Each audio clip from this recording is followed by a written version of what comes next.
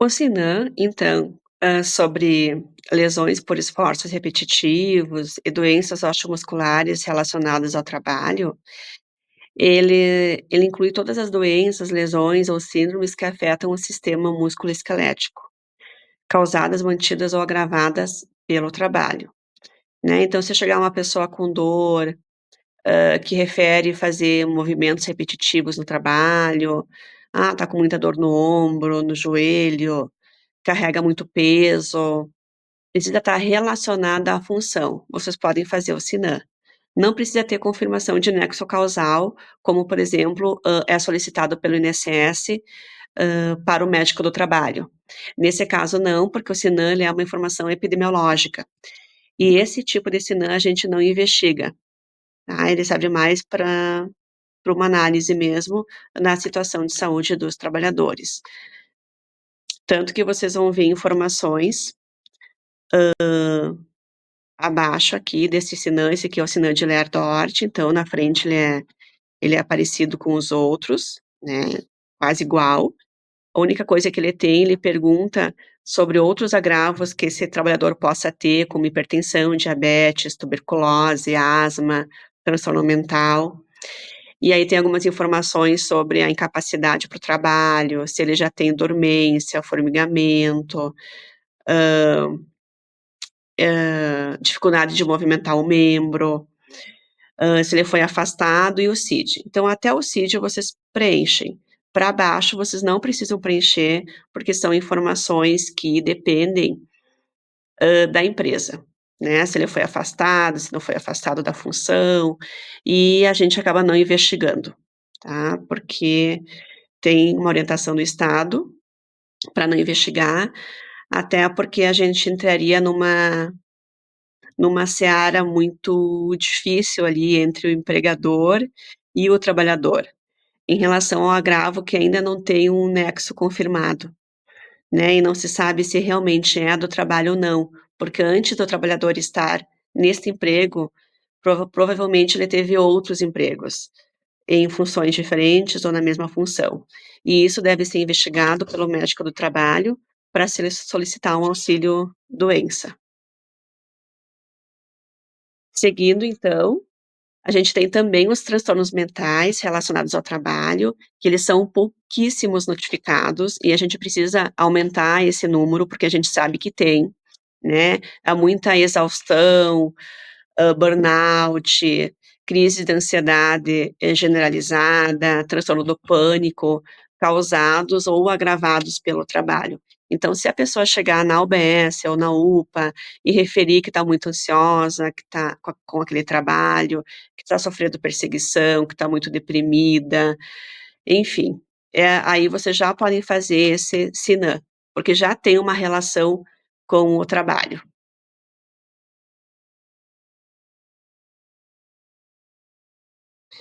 Esse é o Sinan de transtornos mentais relacionados ao trabalho.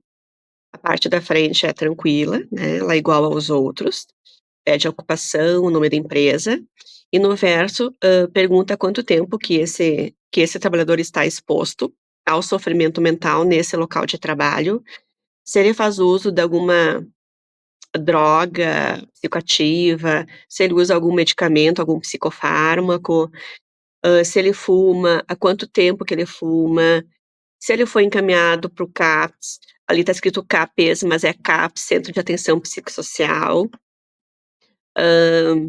E tem outras informações relativas à conduta da empresa, então que vocês não vão precisar preencher. Então, nós temos também o Sinan de dermatose ocupacional, que é a notificação das lesões de pele ocupacionais. Como conceito, a gente tem alteração da pele, mucosas e anexos causadas direta, indiretamente ou agravadas pelo trabalho. Então, por exemplo, uma pessoa que trabalha na construção civil, que apresenta manchas descamativas, acinzentadas nas mãos, pernas, até porque muitas vezes eles não usam calça comprida, no verão acabam usando bermuda, então é uma alteração ocupacional ou uma lesão causada por produto químico, principalmente por pessoas da higienização, que daqui a pouco não usam luvas. Tem pessoas que trabalham em empresas como frigoríficos e outras empresas de fabricação de alimentos que usam corantes, né? Também podem ter reações alérgicas na manipulação. Então, toda reação, toda dermatose, lesão de pele ou reação alérgica na pele associada ao trabalho, se faz o Sinan de dermatose ocupacional. O Sinan de dermatose, então, ele segue o mesmo modelo praticamente dos outros, de Lerdort, de transtornos mentais. Na frente ele tem as informações individuais do trabalhador, sempre pergunta sobre a ocupação, nome da empresa. E no verso, então, eu tenho as informações específicas do acidente, ou da lesão, desculpa, da lesão, como a dermatose ocupacional, qual que é a causa, né, dessa dermatose? É a exposição a cimento, a óleos, graxas, cromo.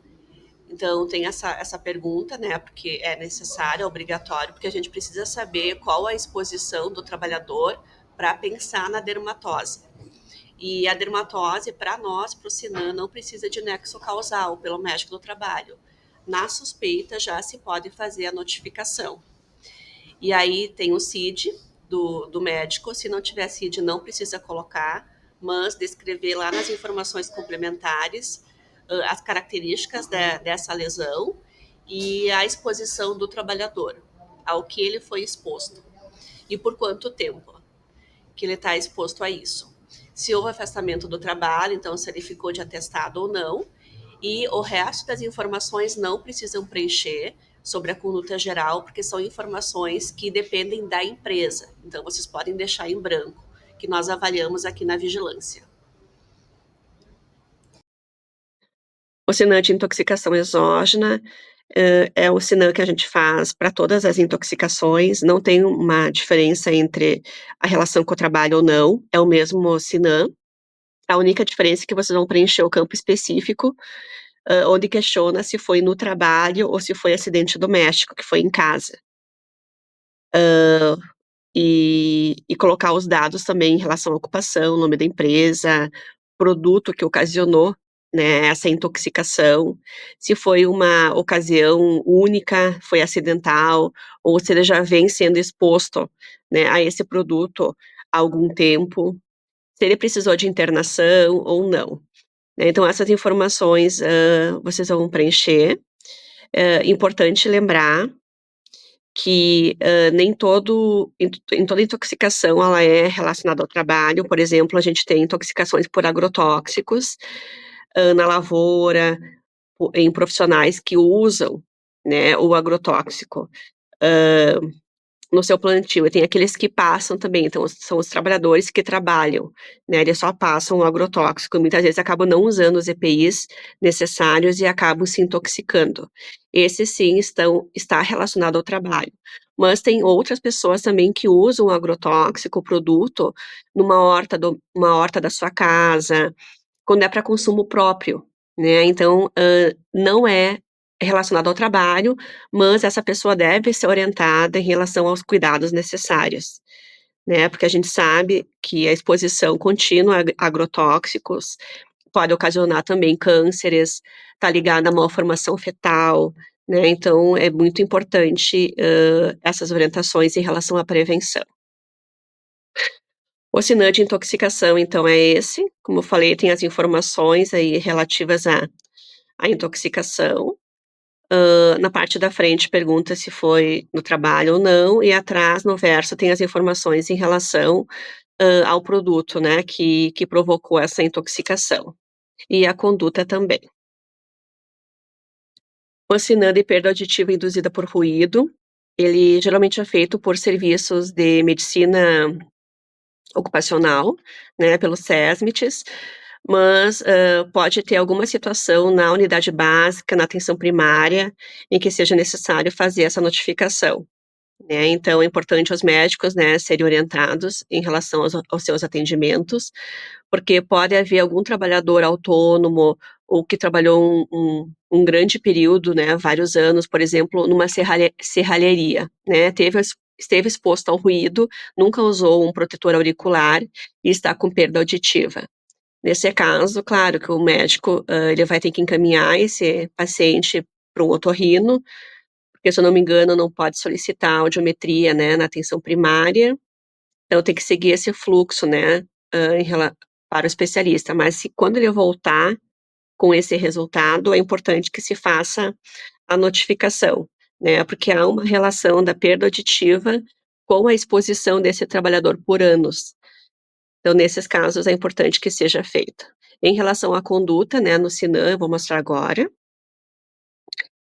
Em relação à conduta na PAIR, na perda auditiva, também tem a conduta geral, realizada pela empresa, vocês não precisam preencher, porque são as informações ali que a gente não vai investigar, e muitas vezes vem da própria empresa e ok, né, mas a gente não investiga.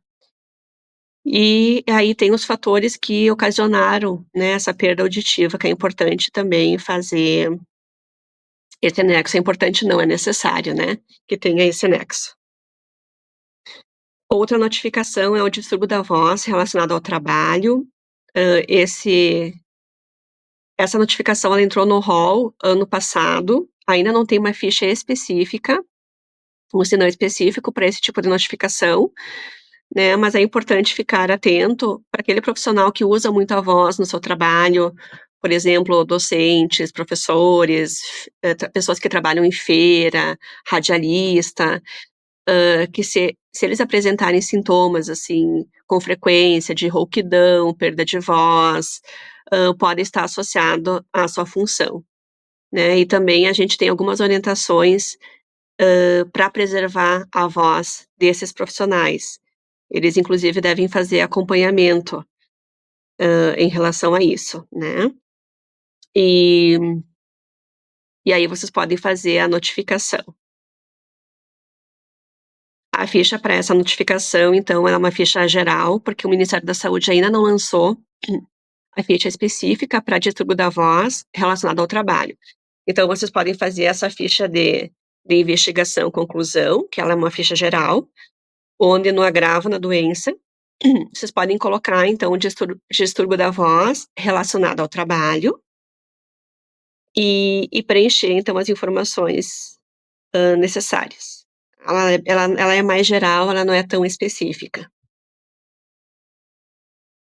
A pneumoconiose é um outro tipo de notificação, que também de difícil nexo causal, e ele está relacionado ao trabalho, tá, esse Sinan, então ele é necessariamente ocupacional. Então pneumoconiose é uma doença, pulmonar, muito incapacitante, ela ocorre no decorrer dos anos, né, através do aparecimento de alguns sintomas, e é causada pela exposição à sílica, asbesto, né, ao pó de mármore, porque, a poeira que é que vem desses materiais, né, elas são minúsculas, são partículas minúsculas e acabam entrando pela cavidade aérea e se alojando no pulmão. E no passar com o passar do tempo, as pessoas acabam, sentindo alguns sintomas, como falta de ar aos mínimos esforços, e aí quando vão fazer os exames, né, já estão com algum agravo mais avançado pulmonar.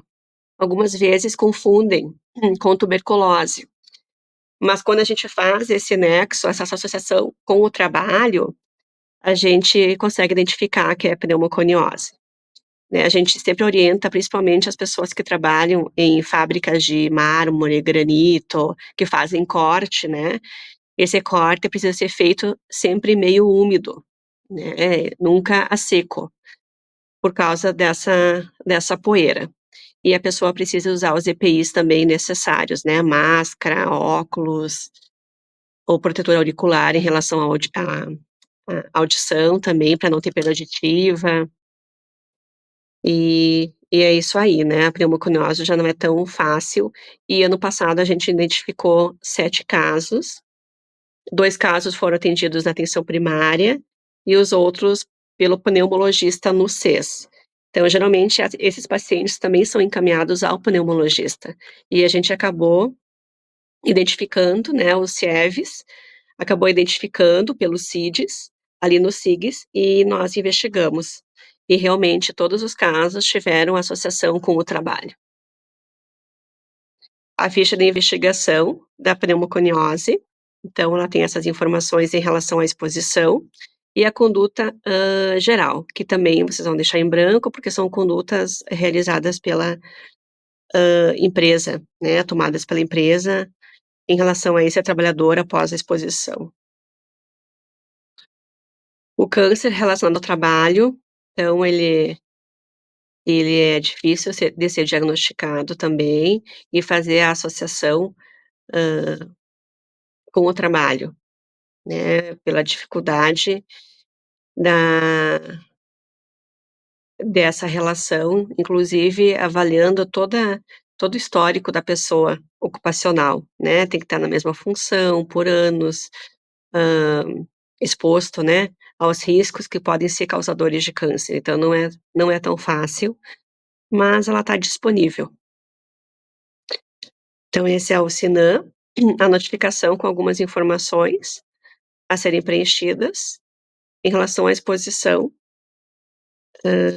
que que acarretou o câncer. Algumas referências, então, utilizadas na apresentação,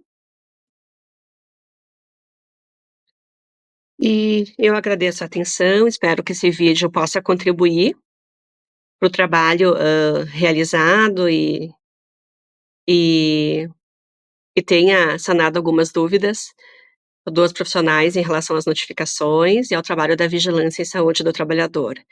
Então deixo aqui o telefone, o ramal e o e-mail para qualquer dúvida. Obrigada.